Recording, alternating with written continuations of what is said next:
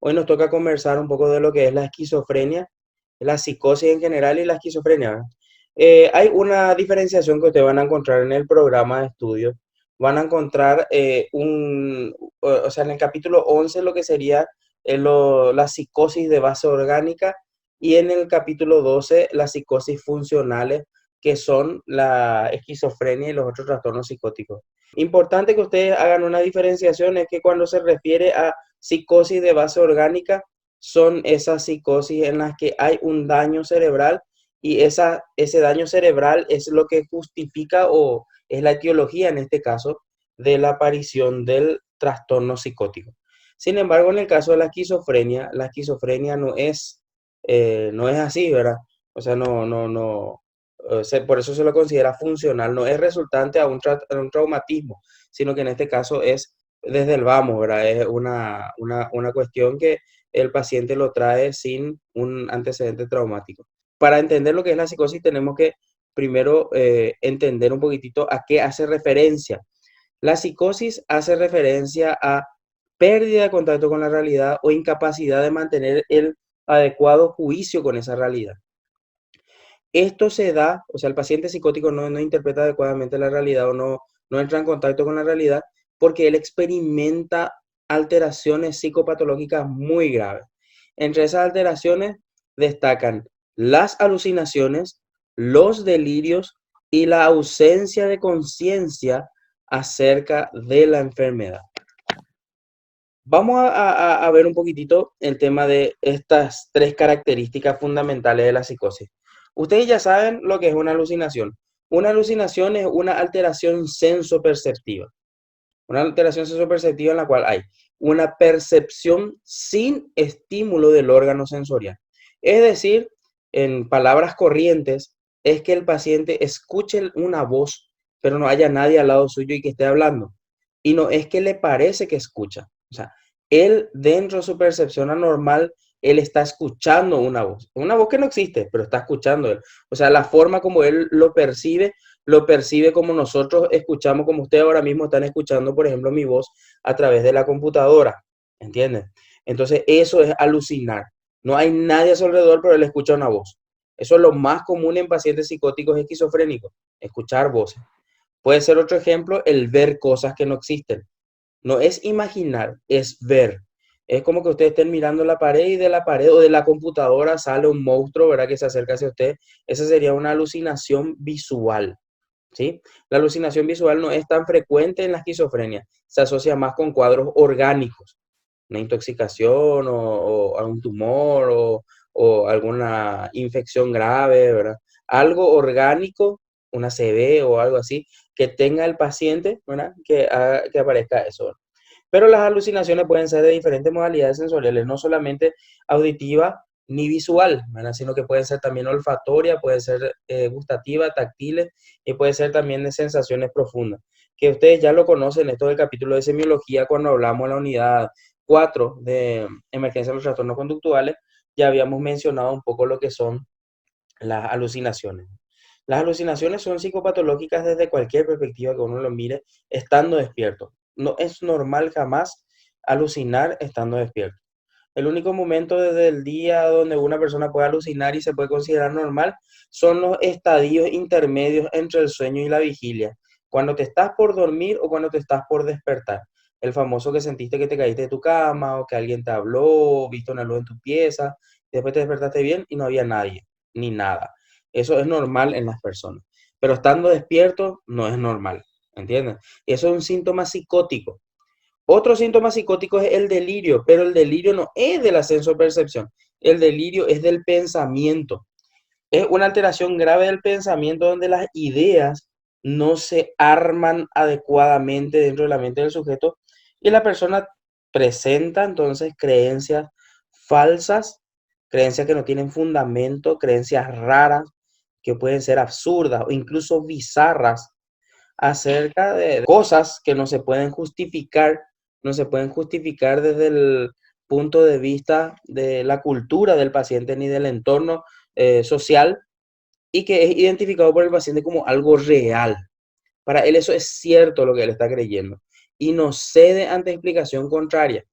Hay que siempre diferenciar el delirio de una creencia tradicional, porque hay creencias tradicionales que para nosotros nos sonarían absurdas, ilógicas o delirantes, pero en el contexto cultural de la persona se justifican, ¿verdad? Yo les había puesto a ustedes, creo que en clase, el ejemplo de que venga una persona y te diga que cree que su vecino es el hijo del bombero. Creo que les puse de ejemplo.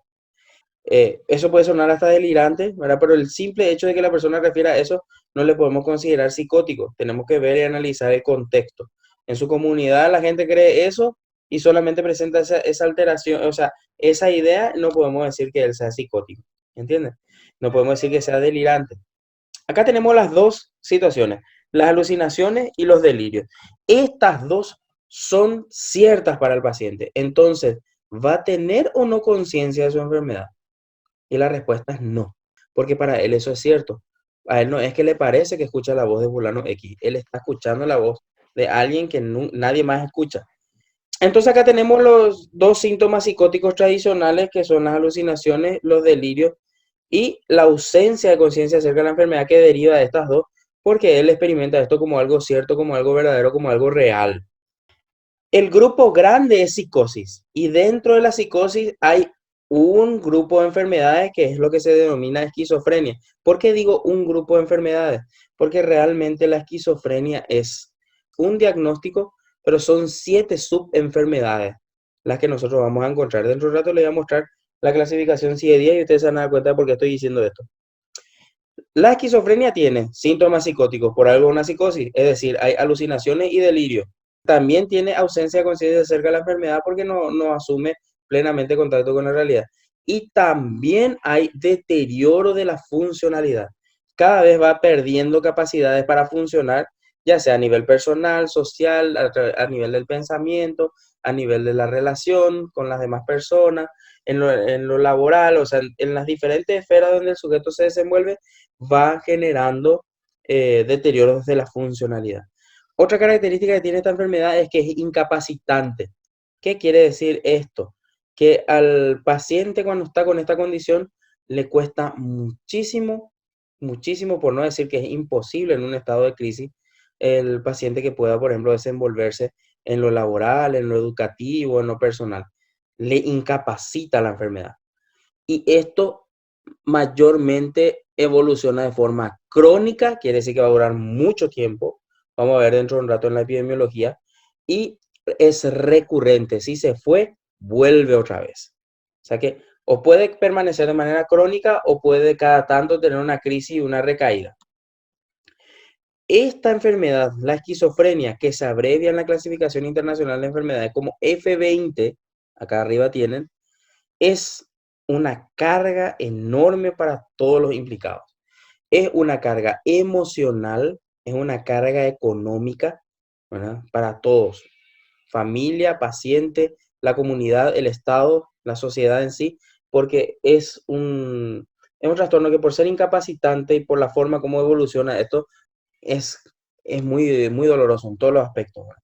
Vivir con una persona que tiene esquizofrenia es complicado, ¿verdad? Porque tenemos que ajustarnos, toda la familia tiene que ajustarse a una forma de vida diferente a lo que era antes, ¿verdad? Desde que desarrolla la enfermedad, parte del estigma asociado y los costos de los tratamientos, ¿verdad? Que en Paraguay, al menos el Estado paraguayo, asume el costo de la medicación para los pacientes, pero un costo considerable, ¿verdad? La epidemiología, les invito a que miren estos dos datos acá.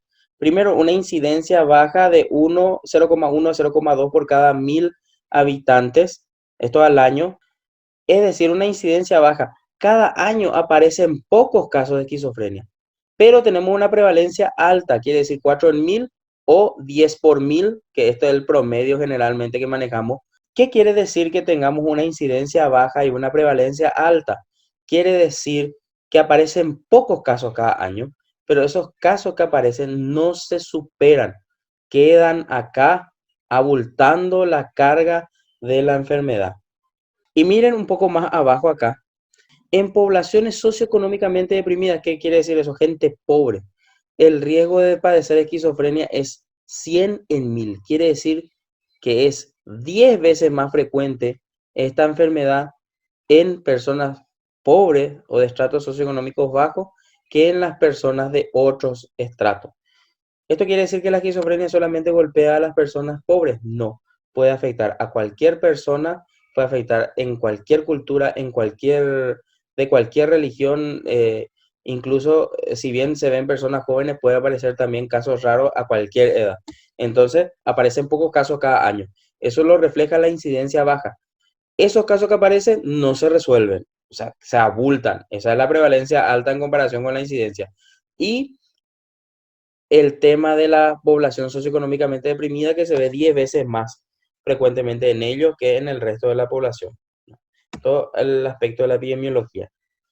Si vemos la etiología es multifactorial y compleja, donde factores genéticos se relacionan con socioambientales y factores biológicos propios del sujeto para hacer que la enfermedad aparezca. Una cosa clara que hoy en día ya la tenemos, si bien no se identificó todavía el gen productor de la esquizofrenia, es que hay influencia genética. Hay influencia genética. Los familiares sanguíneos de pacientes esquizofrénicos tienen mayor probabilidad de desarrollar esquizofrenia en comparación con una persona que no tiene vínculo sanguíneo. Otro punto importante que tenemos que tener en cuenta, el estrés.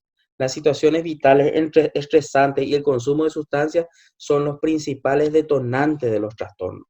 Y también que se ha identificado que estudios de imágenes cerebrales demostraron que el cerebro de una persona con esquizofrenia tiene diferencias estructurales en comparación con las personas sanas.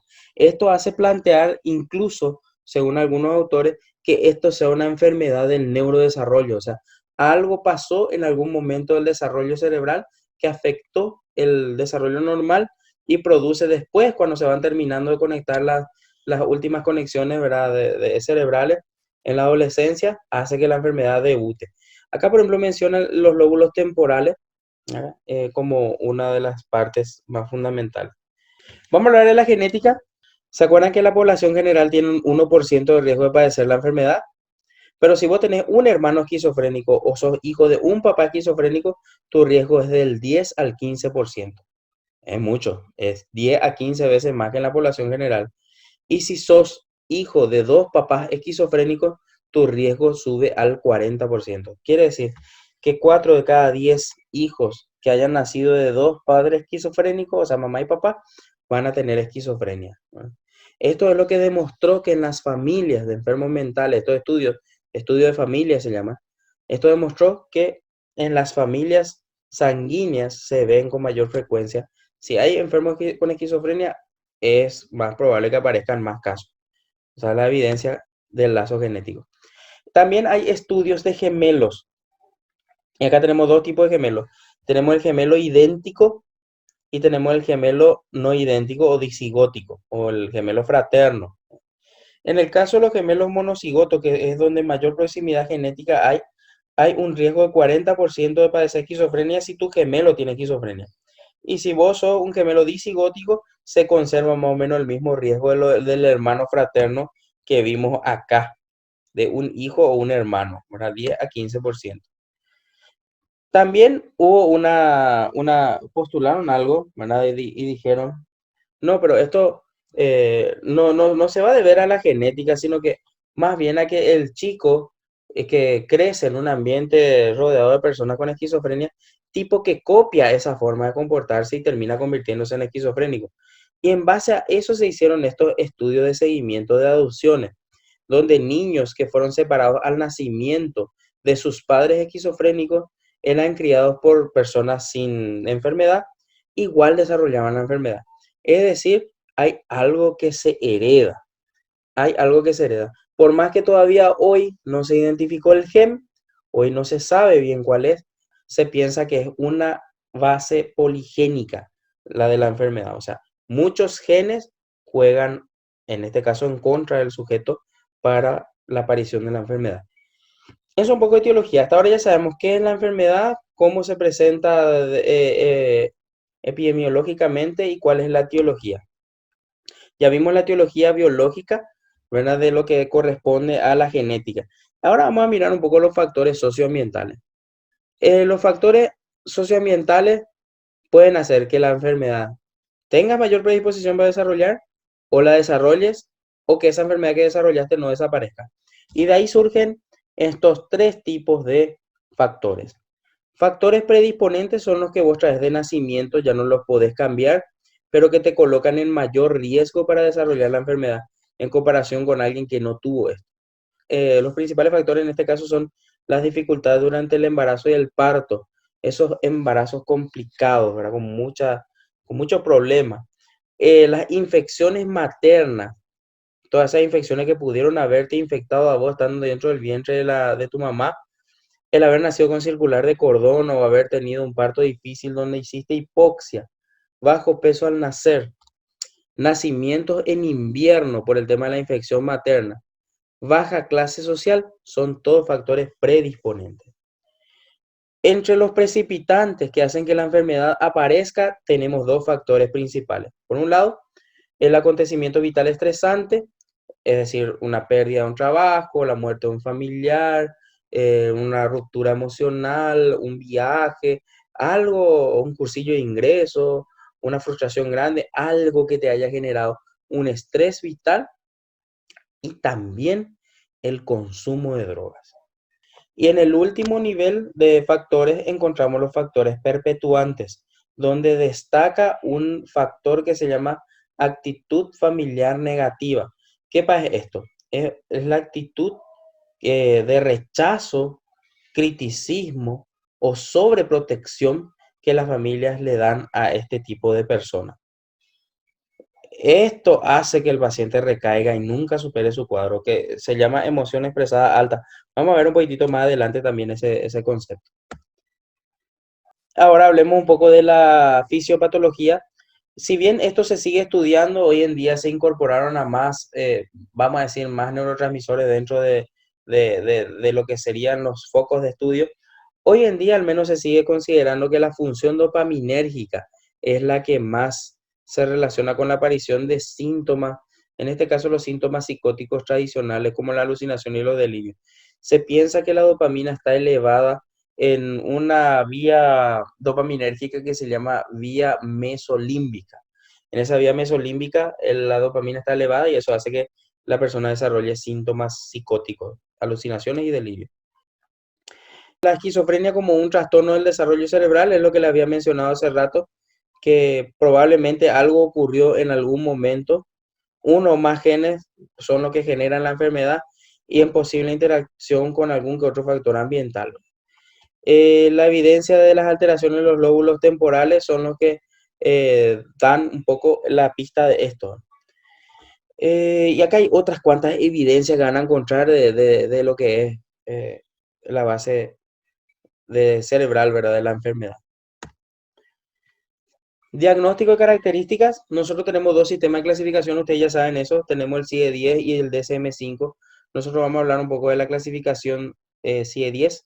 Dentro de la sintomatología, ustedes van a encontrar que diferentes autores también presentan esto de una manera un poco diferente, incluso algunos, ¿verdad? Pero nosotros vamos a hablar de la clasificación que agrupa los síntomas de la esquizofrenia como síntomas positivos y síntomas negativos. Aclaro, síntoma positivo no quiere decir que sea mejor y negativo que sea peor, sino que son dos formas de expresión de la sintomatología. Los síntomas psicóticos tradicionales son los síntomas positivos, que se ven generalmente en los cuadros agudos. Esto es las alucinaciones, los delirios y la conducta agitada.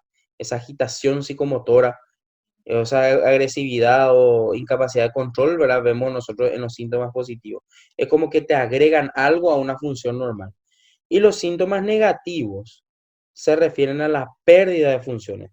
Por ejemplo, la pérdida de la pobreza del pensamiento, perdón, pobreza del afecto, ¿verdad? Pobreza en el relacionamiento social, ¿verdad? El aislamiento, la apatía, la bulia, la anedonia, son todos síntomas negativos.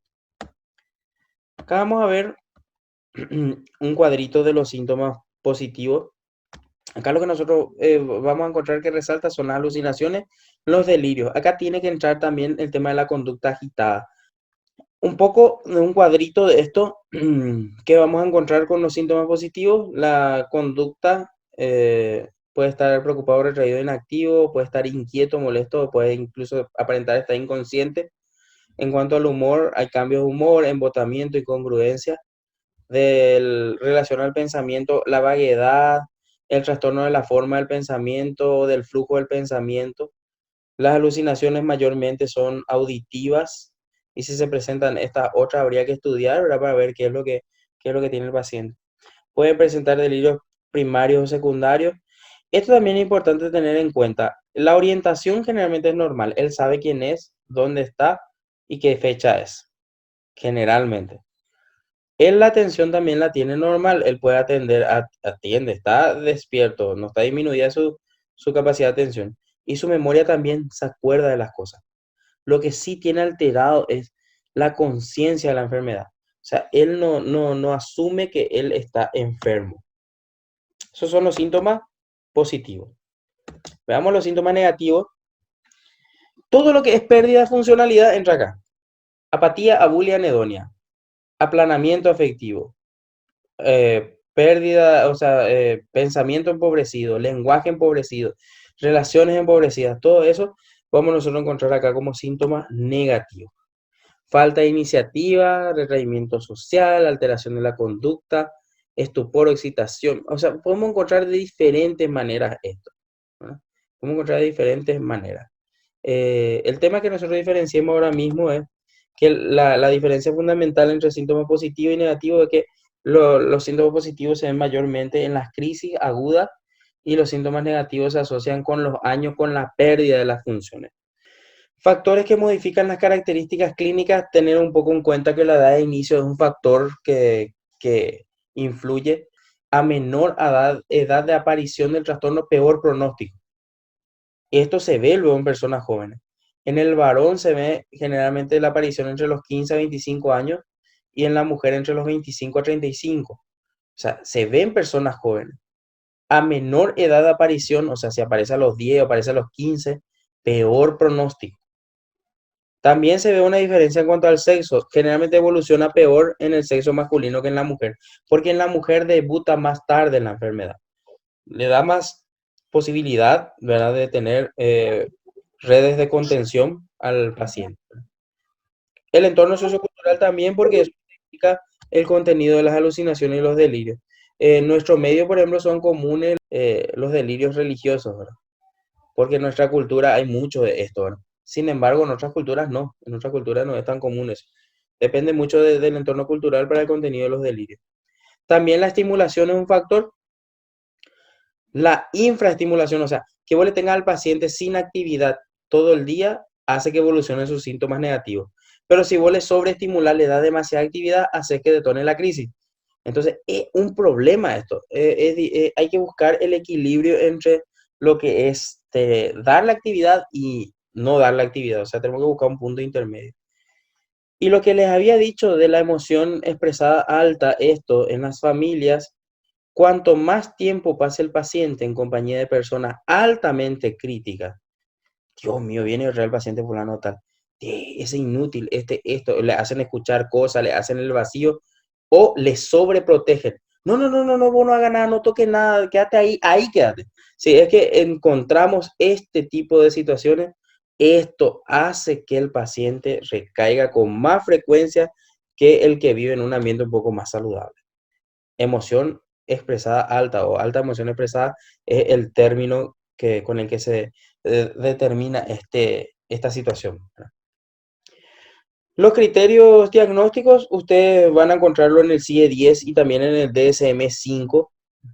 Van a encontrar ustedes ahí cuáles son, ¿verdad? Oír voces, oír los pensamientos, alucinaciones, ¿verdad? Son todos estos criterios, ¿verdad? El diagnóstico diferencial que ustedes van a tener que hacer un diagnóstico diferencial que con un síndrome orgánico que no sea un síndrome orgánico, por ejemplo, por drogas o una epilepsia lóbulo temporal o en ancianos por delirium o demencia. Esto es lo que ustedes tienen que tratar de ver. También los trastornos afectivos, para ver si es que no es un trastorno afectivo con síntomas psicóticos. Y también en los trastornos esquizoafectivos. O sea, hay que diferenciar eso, para si es esquizofrenia o es esto. Curso de pronóstico. Esto es basado en la bibliografía de Oxford. Ellos tienen una estimación y dice, enfermedad aguda con recuperación completa 20%. Enfermedad aguda recurrente, otro 20%. Enfermedad crónica de inicio agudo, otro 20%. Enfermedad crónica de inicio insidioso, otro 20%. Este es el que no sabe cuándo empezó. Y el suicidio también es un problema acá, entre el 10 al 15% de todos los casos de esquizofrenia. Pronóstico, ya les mencioné un poco, ¿verdad? Que hay menor edad de aparición, peor pronóstico. También el suicidio es una posibilidad de que en algún momento la persona cometa eso, entonces hay que tener bastante cuidado. Y bueno, los casos de inicio agudo desencadenado por un factor estresante son los de mejor pronóstico, quiere decir que porque se estresó detonó, ¿verdad? Que esos que inician de manera crónica y que nunca supiste cuándo empezó. Y el tratamiento. El tratamiento en este caso de la esquizofrenia es un tratamiento medicamentoso y psicoterapéutico. Entre los medicamentos ustedes van a encontrar que hay antipsicóticos y se combinan también con otro tipo de medicamentos. Y también podemos encontrar la terapia electroconvulsiva que se utiliza en ciertos casos de esquizofrenia. Especialmente cuando hay resistencia a fármacos, ¿verdad? Acá, por ejemplo, también menciono un medicamento que ustedes lo van a aprender en la unidad 14, que es la clozapina. Le voy a adelantar nomás con un super medicamento, pero es re contra peligroso. Y los tratamientos psicológicos como ser la terapia cognitivo-conductual, ¿verdad? Que es lo que hoy en día se utiliza más.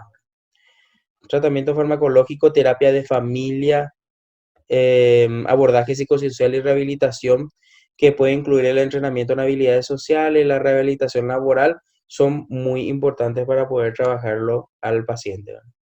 Bueno, hasta acá les hablé de la generalidad de la esquizofrenia, pero ¿se acuerdan que yo les dije que la esquizofrenia son 7 enfermedades bajo un diagnóstico?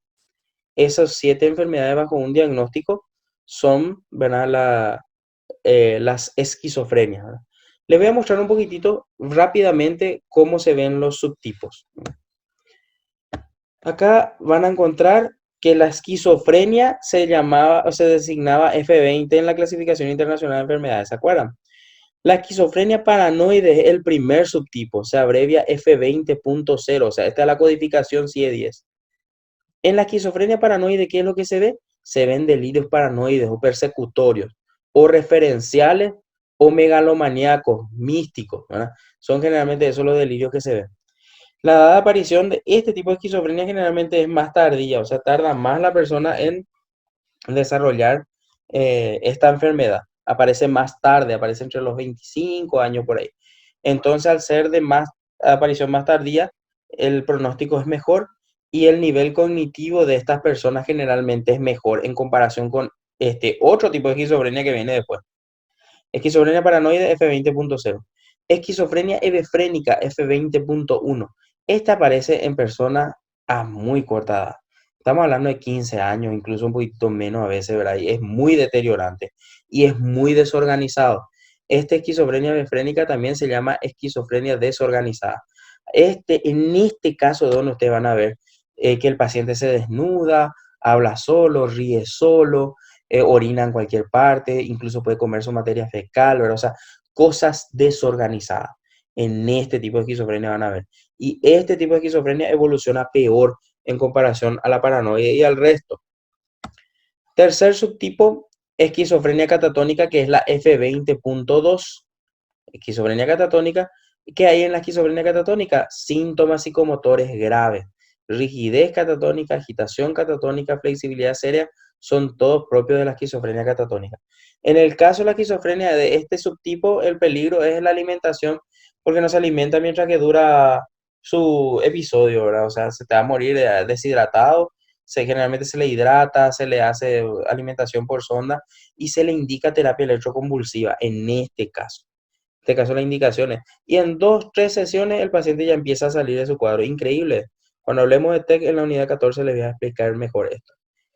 F20.3, esquizofrenia indiferenciada, cuando hay criterios generales de esquizofrenia, pero no hay una orientación clara hacia los subtipos, hacia la esquizofrenia indiferenciada. La depresión post-esquizofrénica, que es la F20.4, donde hay un cuadro depresivo post-esquizofrenia. La F20.5, que es la esquizofrenia residual, donde hubo un cuadro que pudo haber debutado como otra clasificación de esquizofrenia, pero que este no se resolvió y se volvió crónico. Hay síntomas residuales, continúa eso de manera crónica. Y la última forma o último subtipo de esquizofrenia, que es la F20.6, que es la esquizofrenia simple, donde predominan los síntomas negativos. Síntomas negativos de la esquizofrenia es lo que nosotros vemos ahí. Es decir, el aplanamiento afectivo, la pobreza del pensamiento, la pobre imagen personal, bueno, son todos lo que nosotros vemos en este subtipo de esquizofrenia. Y bueno, esto corresponde un poco a lo teórico.